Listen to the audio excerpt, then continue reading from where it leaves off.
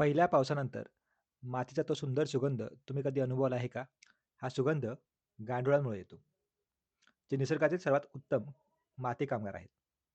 हे सजीव फायलम ॲनलिडा म्हणजेच वलयी प्राणीसंघ नावाच्या गटातील आहेत, ज्यांना सेगमेंटेड वर्म्स अर्थात खंडीभूत कृमी असंही म्हणतात. ॲनालिडा हा शब्द ॲन्युलस या लॅटिन शब्दापासून आला आहे, ज्याचा अर्थ लहान कडी असा होतो. कारण त्यांचे शरीर अनेक लहान कडांसारख्या खंडांनी बनलेलं असतं. प्रत्येक कडीला खंड म्हणतात आणि या पुनरावृत्तीमुळे त्यांना त्यांचं खंडीभूत रूप मिळतं. चला तर मग वलयी कृमी इतके खास का आहेत ते पाहूया. वलयी प्राणी वेगवेगळ्या प्रकारच्या अधिवासात राहतात. काही पाण्यात तर काही जमिनीवर.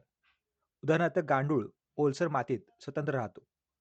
नेरीस समुद्राच्या पाण्यात राहतो आणि मुक्तपणे पोहतो. जळू हा बाह्य परजीवी असून इतर प्राण्यांच्या शरीरावर राहून रक्त शोषतो.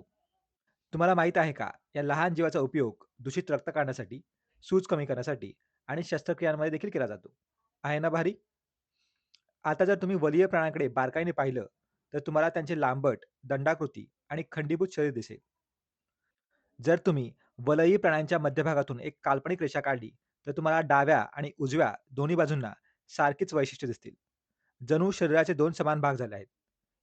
याला द्विपार्श्व सममिती म्हणतात. त्यांच्या शरीरात पेशींचे 3 थर असतात. बाहेरील थराला बहिर्जन स्तर, मधल्या थराला मध्य स्तर आणि आतल्या थराला अंतर्जन स्तर म्हणतात. म्हणून त्यांना त्रिस्तरी प्राणी म्हणतात. या थरांच्या मध्ये द्रवाने भरलेली एक पोकळी असते, जिला देहगुहा म्हणतात. या जागेमुळे अंतर्गत अवयव सुस्थितीत राहतात आणि त्यांना आधार मिळतो. म्हणूनच त्यांना सत्य देहगुहायुक्त प्राणी म्हणतात. त्यांचे अवयव पचन, रक्ताभिसरण यांसारख्या विशिष्ट कार्यांसाठी एकत्र काम करतात. म्हणून ते अवयव संस्था स्तर शरीर संघटना दर्शवतात. वलयी प्राण्यांच्या प्रत्येक खंडात सारखेच अवयव असतात आणि संपूर्ण शरीरात खंडांची पुनरावृत्ती झालेली असते. जणू एकाच युनिटच्या अनेक प्रती.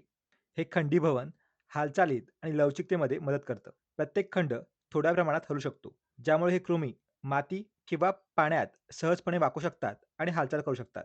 वलयी प्राणी त्यांच्या स्नायूंचा वापर करून हालचाल करतात आणि जळू वगळता बहुतेक वलयी प्राण्यांमध्ये हालचालीसाठी दृढरोम नावाचे लहान केस असतात. गांडुळांमध्ये 2 प्रकारचे स्नायू असतात. वलयाकार स्नायू, जो आकुंचन पावला की शरीर लांब आणि बारीक होतं आणि रेखागामी स्नायू, ज्यामुळे शरीर आखूड आणि जाड होतं. या स्नायूंच्या आलटून-पालटून होणाऱ्या आकुंचनामुळे आणि माती पकडण्यासाठी दृढ रोमांचा वापर करून गांडूळ अतिशय सहजपणे पुढे सरकतो. नेरीससारख्या जलचर वलयी प्राण्यांमध्ये पोहण्यासाठी परापाद नावाचे लहान वल्ह्यासारखे अवयव असतात. बाहेरून ते साधे दिसत असले तरी आतून त्यांच्यात सुविकसित संस्था असतात. म्हणून वलयी प्राण्यांमध्ये क्लोज सर्क्युलेटरी सिस्टम म्हणजे बंद रक्ताभिसरण संस्था असते. यामुळे पोषक द्रव्ये आणि ऑक्सिजन संपूर्ण शरीरात कार्यक्षमतेने पोहोचण्यास मदत होते. टाकाऊ पदार्थ बाहेर टाकण्यासाठी आणि पाण्याचे संतुलन राखण्यासाठी त्यांच्याकडे नेफ्रिडिया म्हणजे वृक्क नावाची लहान नळीसारखी रचना असते, जी एखाद्या साध्या किडनी अर्थात मूत्रपिंडाप्रमाणे काम करते आणि संपूर्ण शरीरात पसरलेली असते.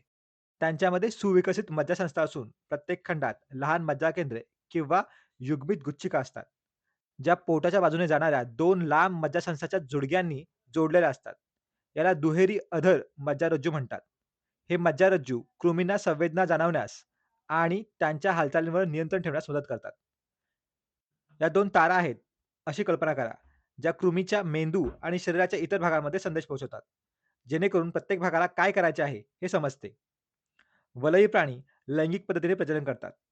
काही प्राणी एकलिंगी असतात, तर काहींमध्ये नर आणि मादी दोन्ही प्रजनन संस्था एकाच शरीरात असतात, ज्यांना उभयलिंगी म्हणतात.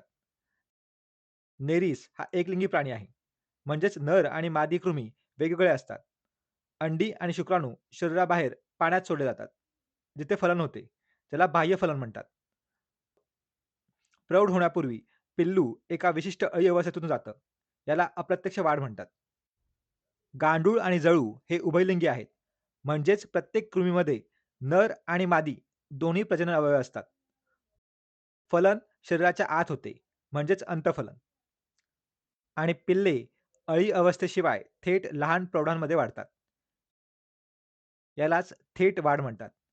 या सर्वांमध्ये फलनाद्वारे नवीन जीव निर्माण होतो. म्हणजेच इथे अलैंगिक प्रजनन होत नाही. म्हणून पुढच्या वेळी जेव्हा पाऊस पडेल आणि तुम्हाला तो मातीचा सुगंध येईल, तेव्हा तुमच्या पायाखाली काम करणाऱ्या या वलयी प्राण्यांचा विचार करा, जे शांतपणे माती, वनस्पती आणि जीवाणूंना मदत करत असतात. थोडक्यात सांगायचं झालं तर वलयी प्राणी हे द्विपार्श्व सममिती, त्रिस्तरी आणि सत्य देहगुहायुक्त प्राणी आहेत. त्यांचे शरीर खंडीभूत असून कड्यांसारख्या खंडात विभागलेलं असतं. त्यांच्यात अवयव संस्था स्तर शरीर संघटना असते. त्यांची हालचाल स्नायू, दृढरोम आणि काहींमध्ये परापादांच्या सहाय्याने होते. त्यांच्यात रक्ताभिसरण संस्था, उत्सर्जनासाठी वृक्क आणि युग्मित गुच्छिका व दुहेरी अधर मज्जारज्जू असलेली मज्जासंस्था असते. नेरिस एकलिंगी आहे, तर गांडूळ आणि जळू उभयलिंगी आहेत. सर्वजण लैंगिक पद्धतीने प्रजनन करतात. ते माती सुपीक करोत किंवा समुद्रात पोहोत. वलयी प्राणी खरोखरच प्राणी जगातील वलयी नवल आहेत.